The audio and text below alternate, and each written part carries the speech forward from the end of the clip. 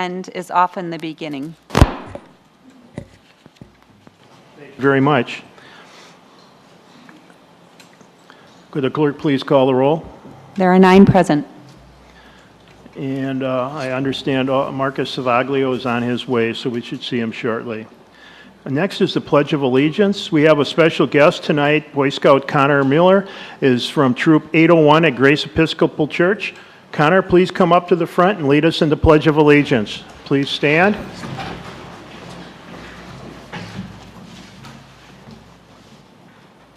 Pledge allegiance to the flag of the United States of America and to the republic for which it stands, one nation, under God, indivisible, with liberty and justice for all. Connor, thank you very much.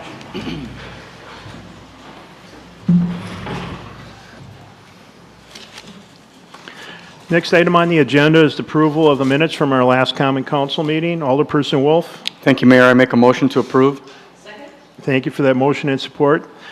Is there any discussion on the minutes? Seeing none, all those in favor of the minutes, please signify by saying aye. Aye. Anyone opposed? Seeing none, motion passes. Next item is confirmation of mayor's appointments. City Attorney. We just have one. The mayor submits the following appointment for your consideration. John Matiska to be considered for appointment to the Library Board to fill the unexpired term of Amanda Salazar, whose term expires April 19, 2021. Thank you very much. Alderperson Wolf. Thank you, Mayor. I make a motion to confirm. Second. Thank you for that motion and support. All those in favor of the motion, please signify by saying aye. Aye. Opposed? Motion passes. Next, we'll move on to a presentation of the 2017 GFOA Certificate of Achievement for Excellence in Financial Reporting by City Administrator Daryl Hoffland. Thank you, Mayor Vandersteen. I'm pleased to present to Mayor Vandersteen's the City of Sheboygan an award by the Government Finance Officers Association of the United States and Canada, otherwise known as GFOA. The award is a Certificate of Achievement for Excellence in Financial Reporting. The document that was submitted for consideration is the popular annual financial report, which I think you all received as an attachment.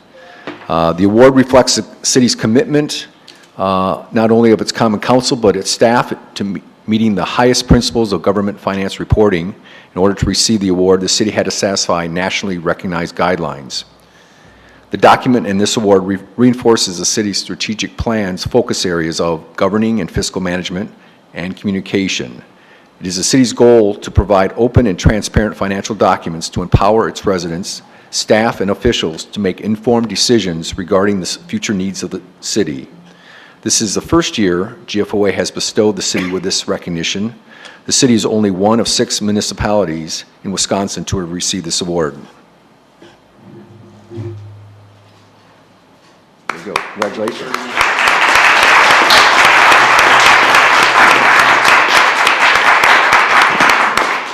I want to thank Daryl for very generously presenting this to me, but Daryl, Carrie, the finance department, our new finance director, they all really deserve the credit for this, as well as all of our department heads who gave them the information that they needed. So Daryl, thank you very much. You're welcome. And I'll let you put it in a proper spot, okay? Thank you.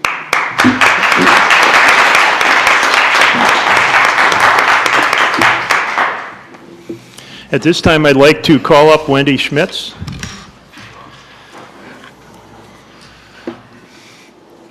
Today, it's my pleasure to recognize Wendy Schmitz, who has served as the director of the Senior Activity Center for the past 13 years. During this time, Wendy supervised the Senior Activity Center renovation project in 2009 to make a former elementary school much more functional as a senior center. This renovation was funded entirely through the Friends of the Senior Center. Wendy also worked to change the image of the Senior Activity Center, to build membership and attendance, and create an agency that relies heavily on the expertise of retirees. The programming has changed from a more sedentary activities to very active offerings for our community. The Senior Activity Center became vibrant, dynamic community center encouraging wellness, learning, and recreation for Sheboygan's diverse semi-retired and retired citizens. Together with the seniors, Wendy has planted flower beds, raised bed gardens. She's created a haven in a rundown neighborhood. She escorted hundreds of people on 12 trips from Branson to New York City and also facilitated trips from Cuba to cruising on the Danube. In 2018, over 47,000 visits were made to the Senior Center with an average daily attendance of 200. The most important but immeasurable numbers are the activities, events, and friendships that spilled out into the wider community due to the social connections that were made at the Senior Activity Center. Wendy also facilitated the work of the Sheboygan For All Task Group as they worked with AARP to develop an action plan and work to make Sheboygan a more livable community. I don't know if this is going to be just a small way of saying thank you to Wendy for all the great work that she's done. You know, I talked to many of the people that deal with her every day and work and help and volunteer with her. Many of them are in the back of the room, and they just said some great things about the time and the effort that Wendy has put forward. So Wendy, we want to issue this certificate of appreciation from the City of Sheboygan to Wendy Schmitz for 13 years of dedicated service from July 25th of 2005 till April 19th of 2019, signed by Darrell Hoffland and myself. Congratulations, and I hope you have plenty of time now to do all those extra things on your bucket list.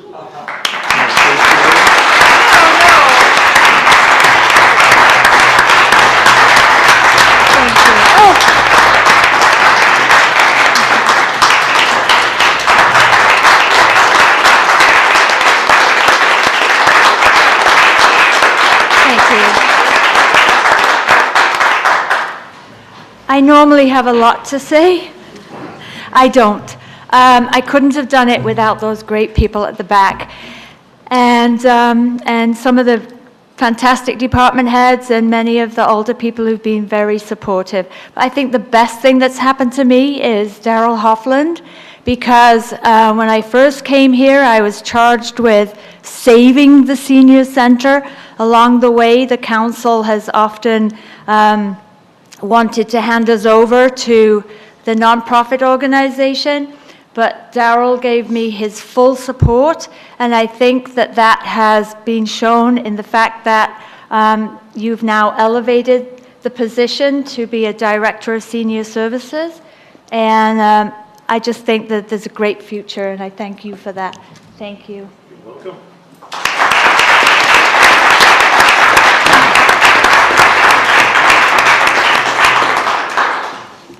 This is also a time when we have to say a few goodbyes at the last council meeting of this year.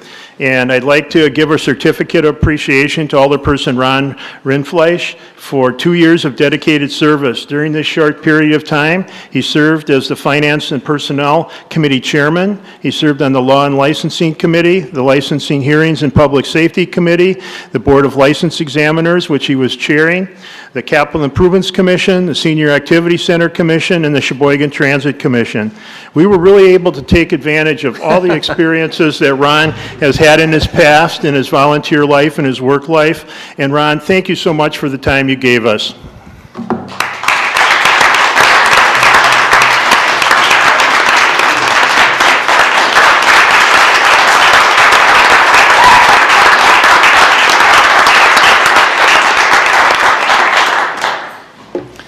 And this year, we also said goodbye to Alderperson Rosemary Trester.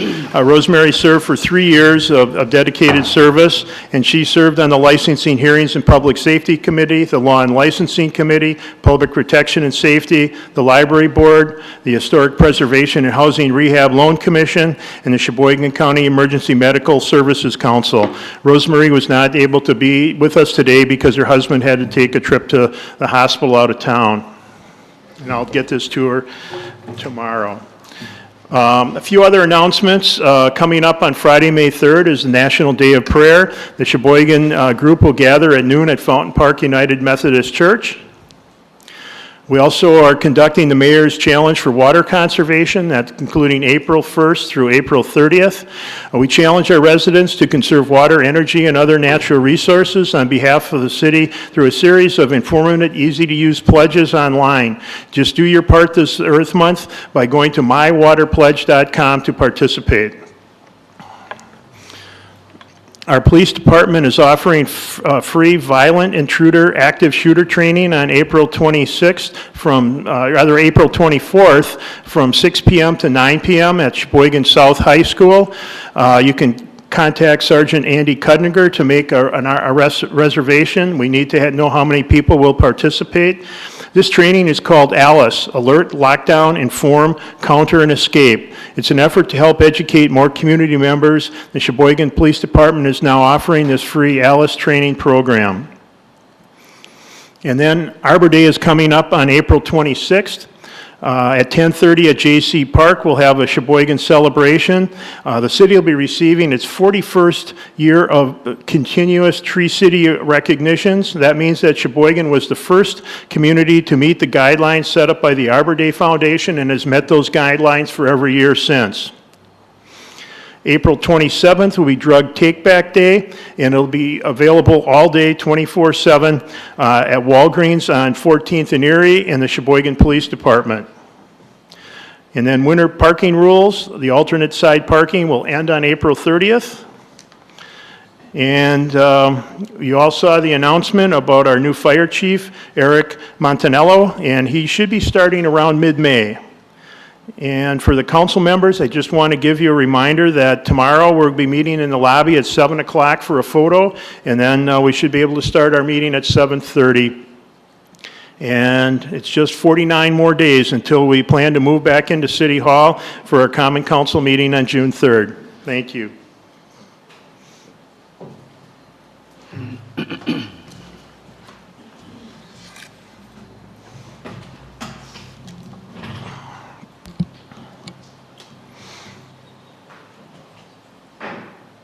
Next, we'll have the public forum. We have one person this evening, Jennifer Lurkey.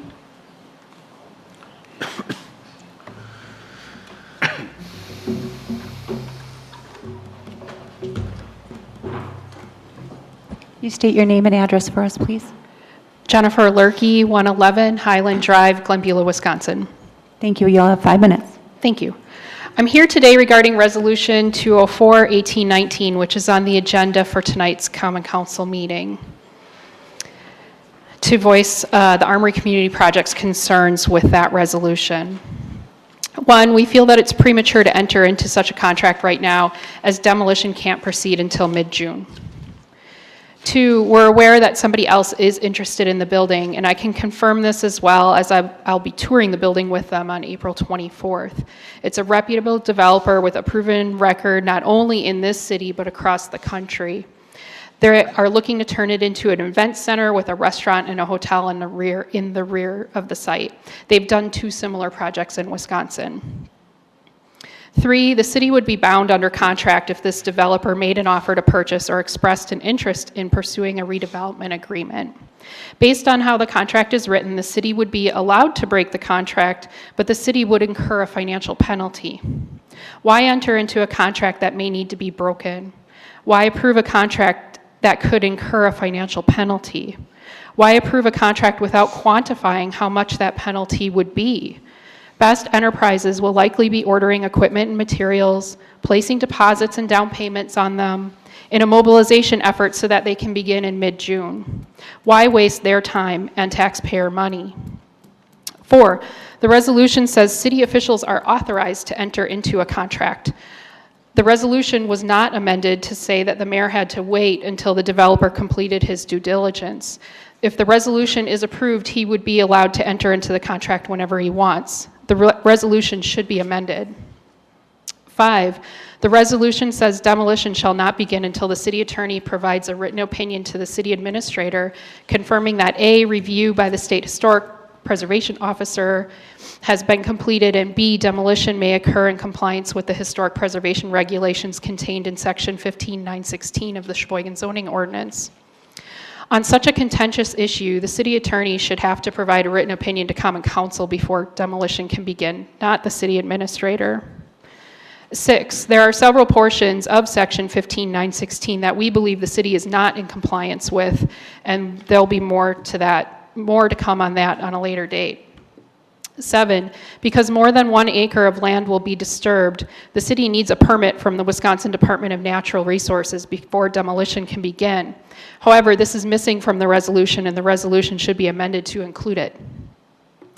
And also, again, there's the larger discussion of the public trust doctrine. We have brought the public trust doctrine to the city's attention at numerous meetings over the last 6 months, and we're continually dismissed. A letter from our attorney regarding the public trust doctrine was included as a communication in your Common Council agenda tonight, and I hope you had the time to read it. On page 4, number 9, on page 4 of that letter, there's a reference to a survey commissioned by the city. The survey is entirely consistent with documents which we've provided to Common Council in November of 18, and also the Historic Preservation Commission in March of 19. 10, it's concerning to know that this survey, which is dated February 27th of 19, nearly 7 weeks ago, to the best of our knowledge, has not been shared with the Historic Preservation Commission for their March 19th meeting, Finance Committee in preparation of their meeting last week, nor Common Council for your meeting tonight. And we feel that it is a critically important piece of information to have while discussing the future fate of the Armory. Number 11, our arguments are dismissed, saying it has no effect on demolition, and that is true to an extent. However, why tear a building down if it's unclear if the site will ever be allowed to be sold or used for private development, to be anything other than empty parkland that generates no tax revenue for the city? Why not keep the building so it can be an asset to the community and generate pilot property tax, personal property tax, sales tax, and associated visitor spending sales tax, and hotel room tax revenue? We urge the Common Council to step forward and re-enter negotiations with the Armory Community Project. And number 12, you're likely to hear arguments that the demolition bids went up and the city needs to lock the price in right now. A 2017 discussion with city staff indicated that the 2017 demolition bids only included removal of the building and filling of the hole to avoid disturbing more than an acre and avoid the aforementioned DNR permit. The new 2019 demolition bids not only include demolition of the building and filling the hole, but also removal of all the interior sidewalks, ramps, driveways, whatever, yada yada, topsoil, grass. 2 acres of land will be disturbed. That's the cause for the increase. For all the above reasons, we urge that you vote nay tonight. Thank you. Thank you. Thank you. Next, we'll move on to the consent agenda. That'll include items 2.2 through 2.18. Alderperson Wolf. Thank you, Mayor. I make a motion to accept and file all OROs, accept and adopt all RCs, and pass all resolutions and ordinances. Thank you for that motion and support. Is there any discussion on any of those items in the consent agenda? Seeing none, will the clerk please call a roll?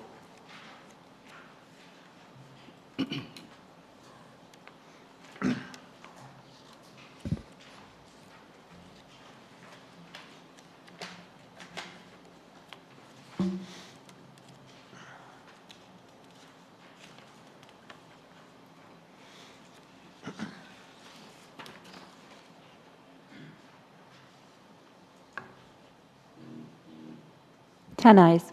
Motion passes. Under reports of officers, item 3.1 will be referred to the Finance and Personnel Committee of the new council. Under resolutions, Resolution 4.1 is resolution number 209 of 1819 by Alderpersons Rindfleisch and Boren, authorizing the release of funds to the Harbor Center Business Improvement District. Alderperson Wolf. Thank you, Mayor. I make a motion to suspend. Is there any objection to suspension? Seeing none. Alderperson Rindfleisch. I move to pass the resolution. Second. Thank you for that motion and support. The resolution is before us. Is there any discussion? Seeing none, will the clerk please call the roll?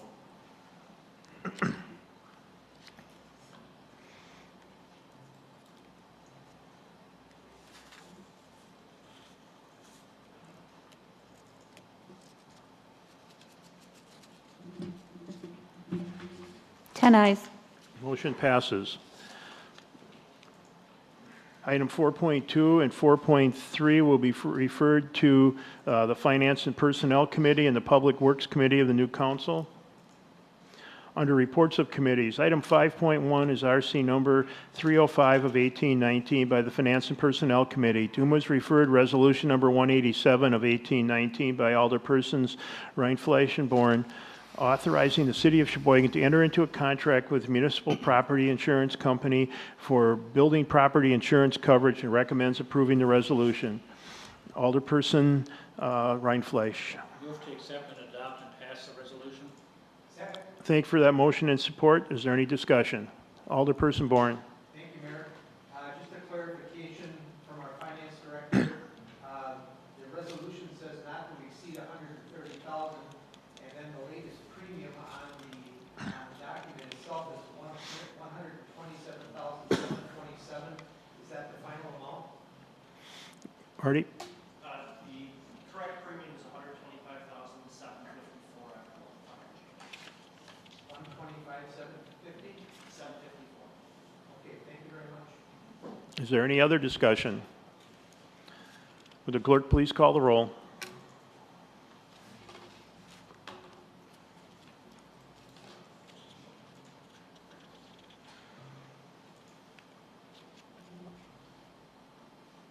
Ten eyes.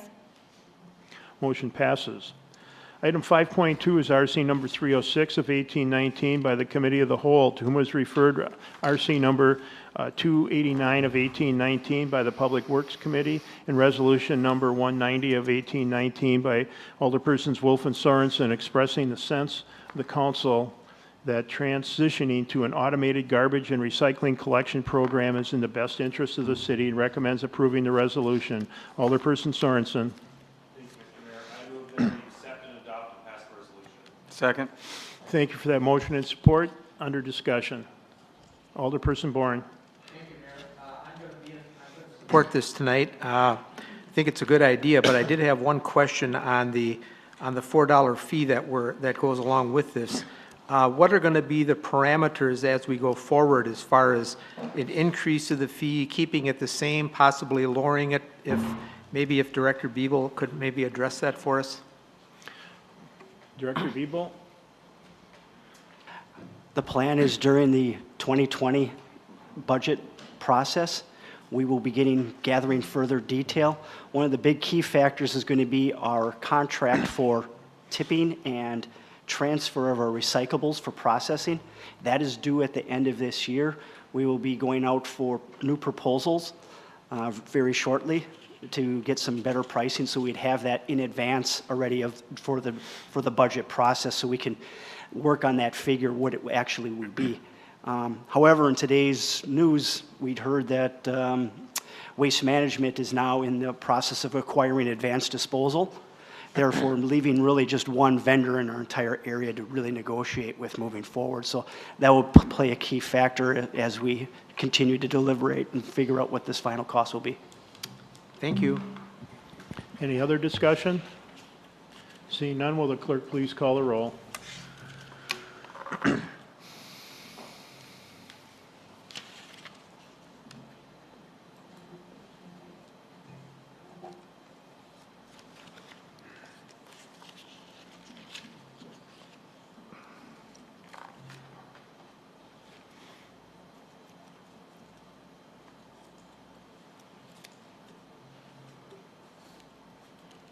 Ten eyes. Motion passes. Item 5.3 is RC number 307 of 1819 by the Committee of the Whole, to whom is referred RC number 290 of 1819 by the Public Works Committee, and resolution number 191 of 1819 by Alderperson Wolf and Sorensen, authorizing the Department of Public Works to purchase 7 new Way Autocar automated garbage and recycling collection trucks, and recommends approving the resolution. Alderperson Sorensen. Thank you, Mr. Mayor. I move that we accept and adopt and pass the resolution. Second. Thank you for that motion and support. Under discussion? Seeing no discussion, will the clerk please call the roll?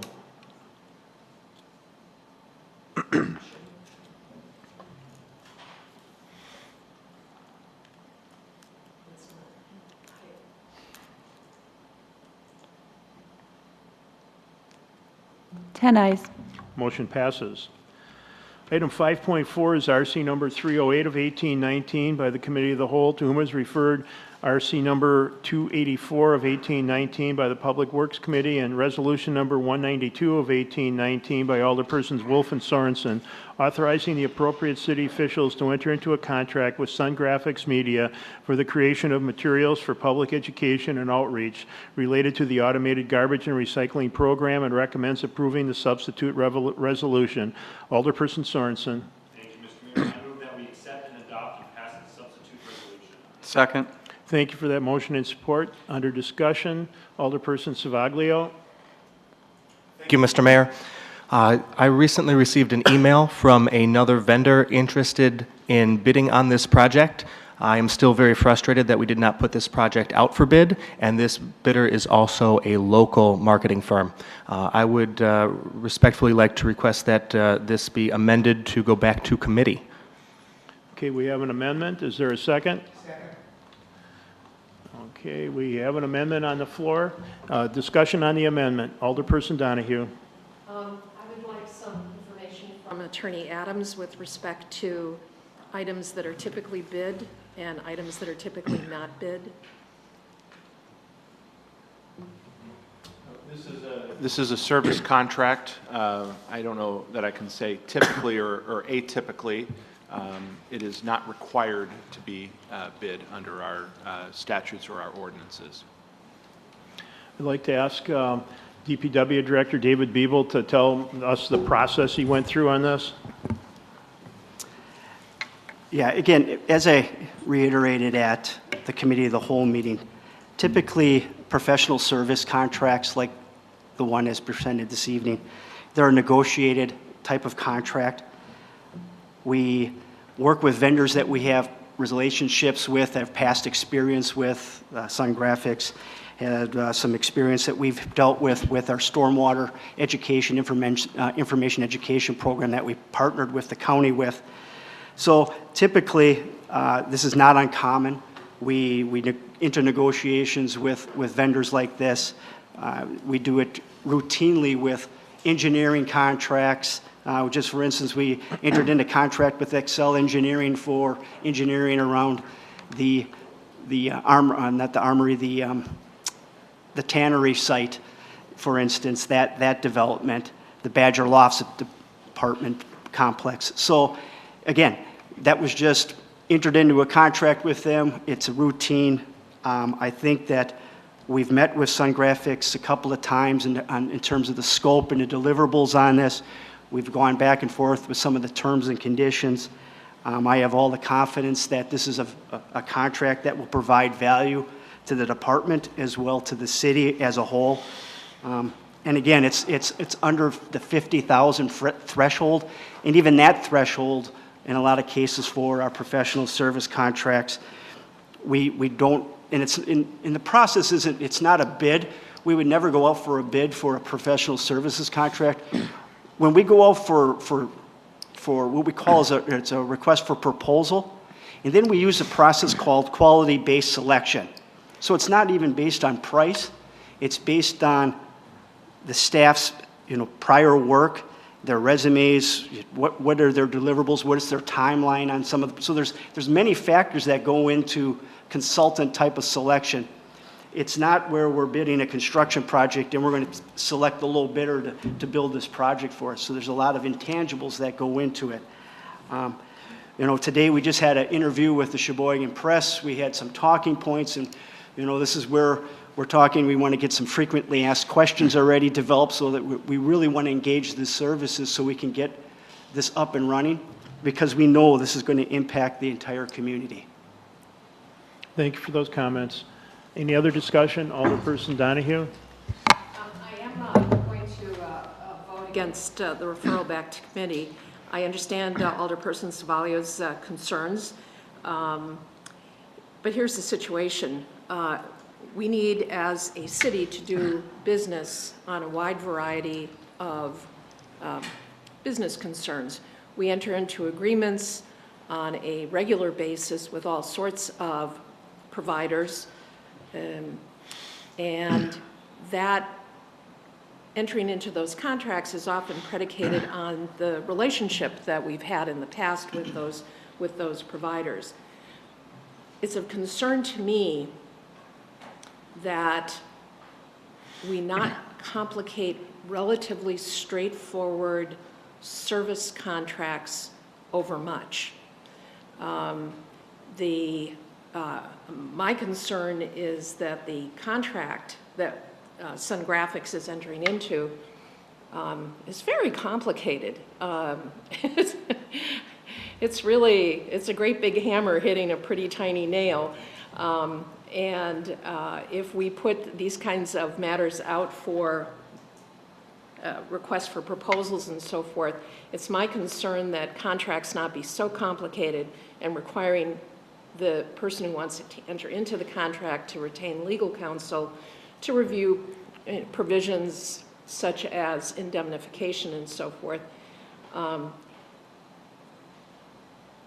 What we're doing with the garbage trucks and the garbage collection is a big, big, big deal. And I think that there's going to be a fair amount of, if not controversy, a lot of concern on the part of city residents about what this means and how they're going to be able to get carts out to the street or into the garage or whatever.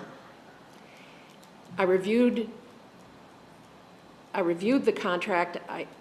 I appreciate, and I think as council people, we need to appreciate our skilled staff who assess these things and say, you know, we've worked with Sun Graphics before, we know their work, we know this is an important project, and we know we need to get going on it right away. So if we put this off and set it out for, I would say if we're going to send out requests for proposals, it should be very broad-based and spend considerable time evaluating those proposals. And if it's another company that ultimately we decide on, there's a very complicated contract to negotiate. And there'll be a need to hire that purveyor will have to hire an attorney to review the contract and so forth. So while I understand, you know, sometimes when you're in business, you have a reputation and that's how you get business. And I think that this is a sensible approach right now based on our past experience with this particular firm. I think we need to get moving quickly. And so for that reason, I'm going to oppose the amendment, but appreciating what Alder Savalio's his thought process here. Alderperson Boren. Thank you, Mayor. I agree with Alderperson Saviglio on this one. $42,500 is a lot of money. We have some very talented ad agencies in Sheboygan besides Sun Graphics Media that have very, very good reputations. And I just think it's a good idea on something like this. It's very creative on their part, and I'm sure I would like to see what other ad agencies in Sheboygan or maybe even outside of Sheboygan have to offer us, what kind of a program they can come up with. There may be some ad agencies that have already done this type of thing for other communities, and I just don't think it hurts to see what's out there and you know, come up with a very innovative program, not saying that Sun Graphics isn't, but this is $42,500, and I think it doesn't hurt to go out and see what's available. Thank you. Thank you for your comments. Alderperson Wolf. Thank you, Mayor. Although I don't want to keep chewing on this bone until everybody wants to go home already. But anyway, I disagree with the situation. I understand in a broad stroke of the brush that we want to be competitive and we want to send things out for bid. But I agree with Mary Lynn that this is something that we as alders are supposed to be helping the city grow, helping our management team move forward in positive direction. We should not be telling them how to do certain things and who to be working with to some degree. I agree, $42,000 is a lot of money, but in the big picture of the project, it's not. And I guess my concern is, here we are at the 12th hour again. We have a big program that we're looking to roll out, a lot of communication. This company has worked with the city for many, many years, as Mr. Biebel had explained. They have history, they have understanding, they know our inner workings, they know the community. They are local. The other thing is that I do want to point out is that it's also the responsibility of said competition that if they want to be involved, then they should be reaching out to the city. We don't want to have to send out publications for every little thing, because then it's going to take months and years to get anything done, and then to review contracts and to dig into that. We're just adding, the proverbial red tape that we all hate with government. So let's let our great management team do what they need to do. Let's vote this down. We can always improve things later, but we are on a timeline, and I respect the overall concern, but we have a lot to do and we have to get things going. So thank you. Thank you for those comments. Any other discussion? Well, I'd just like to say that my office is responsible for a lot of the communication in the city.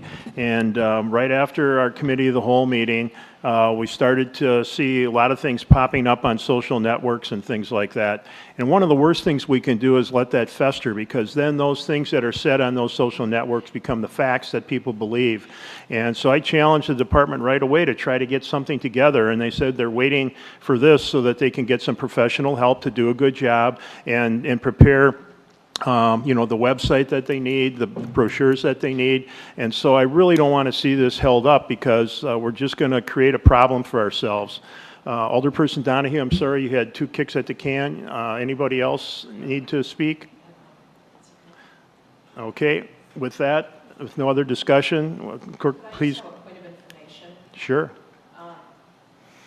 Attorney Adams, is there a way, I guess, if this passes, we probably have a delay, I would say, of 4 to 6 weeks, because it will get referred to committee, and then it will get referred back here, and then the request will go out, and it will go back and forth.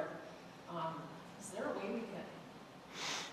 a way that if Alderperson Zavallo is interested in this, that we could shortcut that at all? So There may not be, but I just thought I would inquire. the shortest process that I could see here, if it were referred to the F&P committee of the new council, would be, first of all, it would get referred back. I think referring it back would be a signal that the sense of the council is they want to go out for some kind of requests. That would probably, it would probably behoove the Public Works Department at that point, hearing that vote, to probably begin on that. And I suppose if they were to run through that process, because there is not a there's not a particular process in place, they could probably run the RFP process without coming to the committee and then direct refer the final response of that, the final decision to you, another contract, or maybe the same one if the same company wins it. But that would still likely mean that it would have to come to, the committee would look at it at their next meeting, which isn't going to be for 3 weeks probably, and then come back to the council in 4. So that's probably the shortest timeline, is 4 weeks. Okay, any other discussion on the amendment? David? I guess I would be concerned with starting any RFP process without, I guess, parameters from this body, since they're the ones asking for it. Again, when we go out for RFPs, it's qualification-based selection, so the selections that I would consider high importance for this project may be different than those in this chamber. I used that criterion when we started the negotiations with Sun Graphics in terms of rolling out the automated garbage collection program for the city. We have timelines we want to meet. We have specific criteria and audiences that we want to meet. So that would be my only concern of drafting a type of document and then having it rejected because, it might not meet the selection or who they might choose in the end. Okay, any other discussion? Would the clerk please call the roll on the amendment?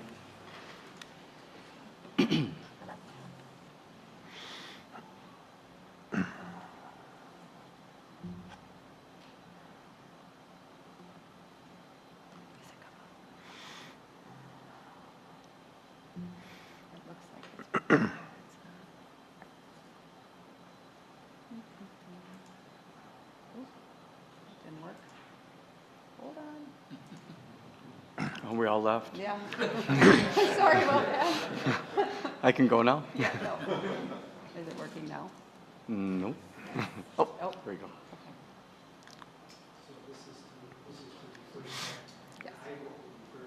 Yes.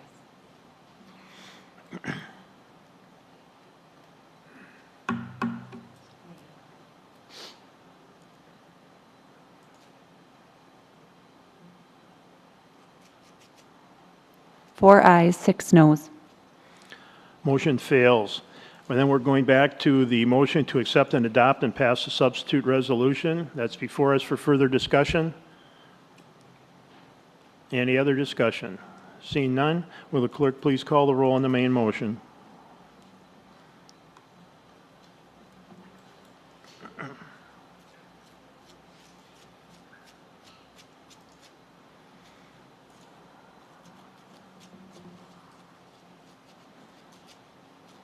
Eight ayes, 2 noes. Motion passes.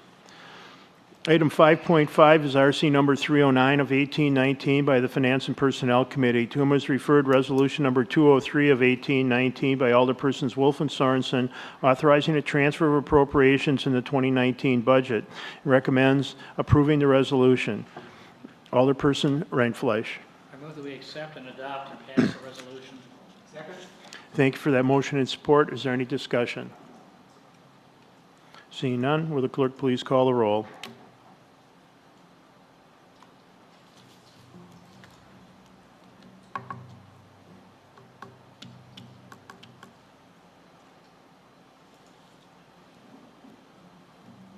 Ten ayes. Motion passes. Item 5.6 is RC number 310 of 1819 by the Finance and Personnel Committee, to whom was referred Resolution number 204 of 1819 by Alderpersons Wolf and Rindfleisch and Boren, authorizing the demolition of the armory contingent upon completion of legal requirements, and recommends approving the resolution with an amended contract. Alderperson Rindfleisch. I move that we accept and adopt and pass the resolution with amended contract. Second. Thank you for your motion and support. Under discussion. Alderperson Savaglio. Got it. Thank you, Mr. Mayor. I would just like some clarification. If we do end up going the other route that was referred to in public forum, is there a penalty for signing this contract and then backing out, and how much is that? City Attorney. Well, you haven't approved the contract yet, so if you vote it down, the contract isn't in place. Understood. But if we were to approve this contract, what would be the penalty for backing out moving forward? I'll have to take a look at the document. I think the other thing that's kind of inferred here that we would sign this contract before all the work is done and the evaluation of this other party that wants to come to Sheboygan. And I was the one that took the call from the other party. And what they described to me is that they wanted to come in and see the armory, which will happen, I believe, next week. Then they wanted to put their final plans together and then make another meeting to sit down with city staff, explain those plans, and they wanted to be ready to try to claim some tax credits, new market tax credits that would be awarded in May. And they assured me that they would have all of their requests and everything ready so that we would know whether or not they had a project well before the end of the 90 days was up. So I don't see this happening, and what I pledged to do at the Finance and Personnel Committee meeting was to not sign that contract until we knew that all the legal requirements were finished and the other party had made their presentation to staff, and we made a decision or brought it back to council for your approval. Thank you. Article 12, just to answer your question, Alderperson Savaglia, Article 12 indicates that if there is a termination, the city would pay the contractor for the services that were performed up to that date, that written services received, plus reasonable termination or suspension expenses. So there's no termination fee. However, expenses that would reasonably be incurred by the contractor as a result of our terminating or suspending at the time, we would have to pay those. It's not specifically set forth in this contract simply because the timing of that is going to determine that. Is it possible that litigation would occur, or we'd have to negotiate those things most likely in that circumstance? Thank you. Alderperson Sorensen? Thank you, Mr. Mayor. I'm going to be voting no against this today. I think that this honestly doesn't really show that we're kind of open for business. I think it's been indicated that we have a serious developer that is interested in the lot and the property as well, too. For me, I think we need to show good faith and give them a fair opportunity, not show what the city administration's priority is with this property as well, too. Again, I don't know why we're still in such a rush. We're still within the 90-day hold period. Even if we did approve this, and we got back a phenomenal proposal, which we don't know yet. From the beginning of this discussion with the Armory, since I've been on the council, I kept saying, and I still have hope, that we need to give a chance and show good faith and be open for business when folks come forward with a good plan. And quite frankly, I don't feel like this is fiscally responsible for us approving a contract without knowing what the other options are moving forward. So I'll be voting no, and I encourage my colleagues to do as well. Thank you. Thank you. Alderperson Boren? Thank you, Mayor. Attorney Adams, what you were just describing about any possible financial liability, would that assume that the contract is signed? Because the mayor indicated that he's not going to sign the contract until we've exhausted everything that he just said. Yeah, exactly. That was that appeared to be Alderperson Savaglio's question. Based on my initial response, he wanted to know what would happen after it were signed. If it's not signed, it doesn't apply to anybody. It only becomes a contract once it's signed and there's consideration, et cetera. And I was glad to hear there was some concern about this expressed at the Finance and Personnel Committee, and when the mayor assured the committee that he was not going to sign this demolition contract until all the hoops had been gone through and that we had assurances from the city attorney that we could proceed. So that made me comfortable with it, and that's why I'll support this tonight. But I did have some questions, and they were answered. Thank you. Thank you. Alderperson Decker? Thank you, Mr. Mayor. I also am concerned with some of what's going on here. I really think we should put a pause on this, and I propose a hold till the next council. Is that a motion? Yes. Is Motion to hold. Can you review the procedure now? So you've made a motion to forward it to the following council. I assume are you referring it back to a committee of the council or just to the council? Just for a three-man hold, three-person hold.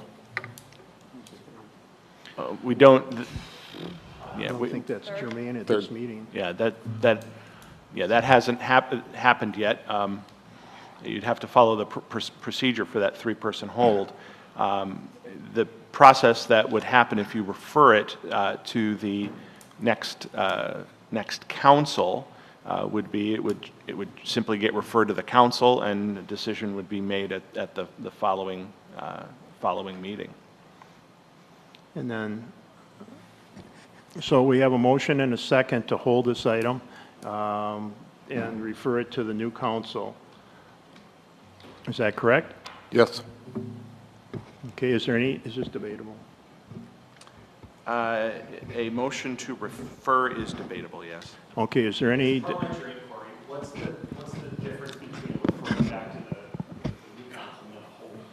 Because this is the last meeting of this council, we have to clean our docket out. So we can't hold something, we have to refer it to the new council. It's the only way that we can operate at this particular meeting, in the last meeting of the council year. And the three-man hold hasn't happened yet either, so there hasn't been a... you haven't done what needs to be done to do that, although the What mayor is- is correct. Were you to do that, I would tell you that you can't, because this is the last meeting of the year. Okay, other discussion? Jim, Boring? Where would it go with the new council then? Do we have to determine if would it go back to finance and personnel where it originated, or is that, who decides that? Well, at this point, if you refer it to the new council, I believe we'd put it on the next agenda that the new when the new council is seated, and then it'll be referred to a committee at that point. Okay.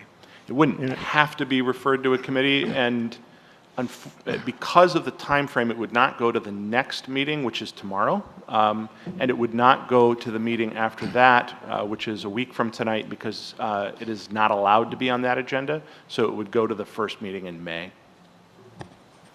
Any other discussion on the motion to hold and refer to the new council? Seeing none, will the clerk please call the roll on the motion?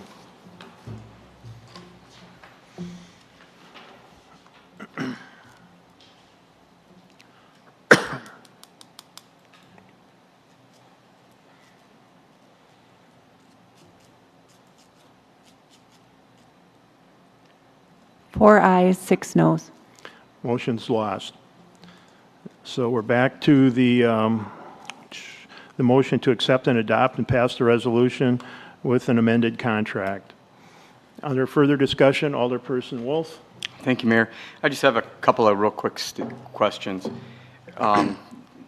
In our finance and personnel meeting, Chuck, it was discussed that certain things the mayor was going to want to make sure that they were T's crossed, I's dotted, kind of thing.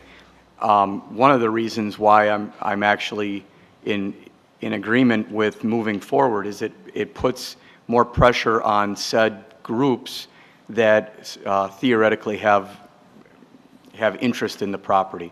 Property has been available for a long time. If this group is truly coming and they're going to make decisions by May, I mean, how soon contractually does Mike have to sign the said contract where we might have some liability to it? Like right now, it's not signed, so it's just literally a piece of paper, an offer. But how long is that offer available before he has to sign? Well, if you're asking the legal question of how long can he just simply hold off on his own on signing it, the answer to that is to some extent permanently, although you as a council have some ability to force his hand in that circumstance were he not to sign it. If the answer is practically, I'm probably not the right person to answer that, but practically there does come a time when this contract is just going to get so old that the other side won't sign it. Well, and the reason I bring it up, Chuck, is the fact that most contracts have a validity date. I'm just wondering if this contract has that because, is it 30 days, 60 days that the contract is actually alive before it actually dies? This contract, my recollection is, and I'm just... I believe it was 120 days. Yeah, I believe there was that in this or was that in the RFP? That's what I'm looking for. There was an RFP, but then there's the contract information as well. I'm just quickly going through. Chad, can you help us out? The 120 days, I believe, was in the RFP. That was how long we had to get under contract. And that RFP was issued in February, maybe? I don't know that there's any documentation as to when we had to get the contract. No, in the contract there is none. I was just making sure that it wasn't there. So in essence, what happened, there was the request for proposals. The contractor could choose to simply exercise, the language of the request for proposals at the end of the 120 days from the time that they put in the proposal and say we choose not to sign it solely for that reason. On the other hand, they haven't signed this yet either, and frankly, they could refuse to enter into it if, they could choose to enter into it after the 120 days, if they so choose, but they could also decline to do so after the 120 days. Okay. So the legal answer still is, if they want to let it go, long, they can do that. It's just that they're unlikely to do that. Right, and I guess the reason I'm saying that is I support continuing to move forward because it puts pressure on the potential opportunity to get involved or not get involved. It doesn't mean that the city's actually going to, Mike said he's going to either sign it when all of the Ts are crossed, Is are dotted concept. So again, if we don't have a timeline on the said contract, then we still have time for the said company or group to come, look at it, provide the city some direction and information, and we can still give Mike the ability to continue to move forward. Correct me if I'm wrong. Nothing to correct there. Thank you. Any other discussion? Alderperson Sorensen? Thank you, Mr. Mayor. I disagree with Alder Wolf's statement that this contract puts pressure on other outside groups. I think it shows that the city has a preferred preference on which direction it wants to go. And I do have a question for the city attorney regarding the public trust doctrine. Do we have a clear answer of what's going to go on there? What if there are any legal implications in the future or development with that site? So the item on the agenda is this particular contract, and the public trust doctrine is not implicated at all by this contract. Alderperson Phillips? Thank you. I agree that it puts pressure on the potential prospective developer. I don't necessarily think that's a good thing. I think that we need to give appropriate time for prospective developers or redevelopers to come up with plans and secure funding. And I think in the past we've fallen short on allowing that opportunity of time. And my understanding is, from what I'm hearing, that if we agree to this demolition, it's still up to the mayor to sign the actual agreement. But in all due respect, Mr. Mayor, that does leave all of the power in your hands. And I think that that is a decision that should be made by the council, and I think that we need more time and information in order to make that decision. Thank you. Thank you. Any other discussion? Alderperson Donahue. I note the cost in the current contract is $319,000, and the prior contract, my memory is $197,000. Does anyone remember what the first contract for demolition was? Or can you say it was substantially less than it is now? Chad? I recall that the first contract was $122,000 less the current bid. In other words, the current bid is $122,000 more? That's correct. All right. Administrator Huffland? Yeah, I have the specific numbers. So 319,500 is what's before you. The previous demolition proposal was 197,10 or 100. So 122,400 is the difference. Right. So I guess, and I understand the reason that the contract is so much more expensive now is that there just aren't that many folks interested in it. Is that a fair statement? I mean, based on your understanding of this situation? Chad can respond to that. What I understand from purchasing agent Bernie Romer is that fact that we've gone out to bid a number of times, and the people that have gone through all the work of putting together a bid and the project not moving forward have chosen not to rebid on it. One being Vinton Construction, who was the low bidder the last time this went out to bid. So I respect the fact that we have, as we know from the letter, we have given many developers many opportunities to come forward. We do have this last one, and I think it's worth pursuing. It's a reputable contractor. I think there's significant public trust doctrine issues with that plan, but we'll see how that all turns out. But to the extent that we don't enter into this contract now with the assurances that have been given to us that, and just reasonably, the mayor is not going to I hope, sign a document that puts the city in legal jeopardy. I think we can all rely on that.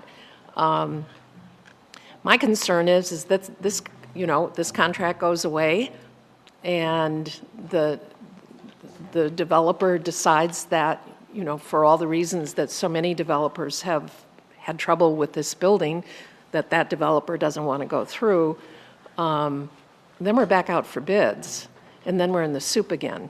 And so my view is that I view this as more as just a contingent that protects the city's financial interests. If a real developer, if this particular developer comes through and he's excited or it's excited and there's some real possibilities there that we can debate, I think that's terrific, and I think we should give full, pay full attention to that, but just to have this in our back pocket in case. So I think we do have a fiduciary responsibility, and I think if we vote against this, that we aren't paying attention to that. It's already cost us more than $100,000, and goodness knows what the additional cost may be in the future. Thank you for those comments. Any other discussion? Alderperson Phillips. Thank you. Just for clarification, from my understanding, from what I heard from Jennifer Larkey, the difference between the first proposal for demolition or the first bid for demolition versus the current one was a difference in the type or amount of work, type of amount of excavation. Is that correct to say? Daryl, did you want to respond to that? Chad? As I recall from the purchasing agent, the request for bids was the exact same as the previous one. So I don't know what the discussion is about the additional excavation. I think Bernie just pulled up the previous request for bids and changed some dates and sent it back out. Anything else? Alderperson Savaglio? Thank you, Mr. Mayor. I'd just like to echo Alderperson Donahue's comments before. I just spent the 20 minutes of our time before, maybe 15 minutes of our time before, fighting over what would amount to be about $20,000. This has already cost us over $100,000, and we can't afford for it to cost us anymore. Thank you very much. Thank you. Any other discussion? Seeing none, will the clerk please call the roll?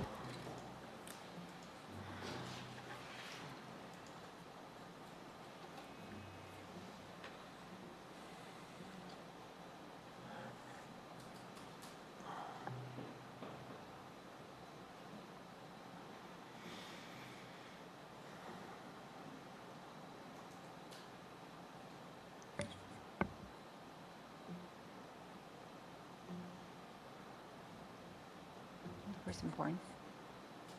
It didn't come up on the screen. Yeah. Oh, I'm sorry. Let me Okay. Okay, now I've got it. Thank you.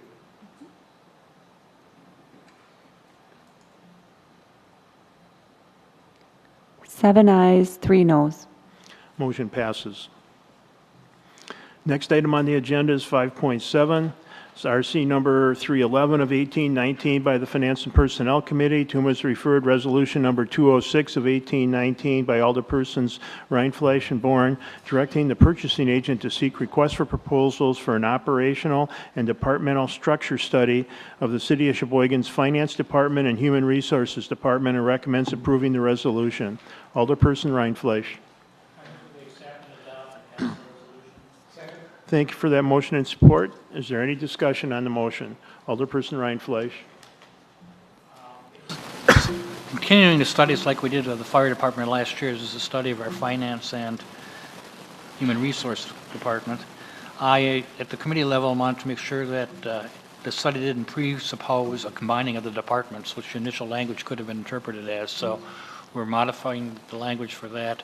And I also thought that we ought to incorporate the budgeting function, which isn't currently in one of those in either of those two departments. We ought to incorporate that if we're studying our financial area, which the resolution does now include. So I'm comfortable with it. I think it's a good idea to have that study, but I don't want to presuppose conclusions.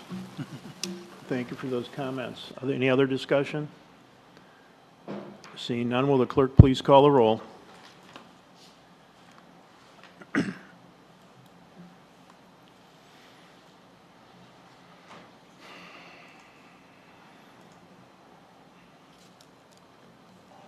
10 eyes. Motion passes. Items 5.8 through 5.46 will be referred to various committees of the new council. And then we'll move on to other matters authorized by law. City Attorney. 6.1 is an RO by the city clerk submitting various license applications for the period ending June 30, 2019, December 31, 2019, and June 30, 2020. That'll be referred to the licensing hearings and public safety of the new council. I'd just like to thank everybody for a great council year this last year. And with that, I'll turn it over to Alderperson Wolf. Thank you, Mayor. I make a motion to adjourn, sine die. Thank you for that motion and support. All those in favor, please signify by saying aye. Aye. Opposed? Motion passes. We stand adjourned. Thank you for all your work this year.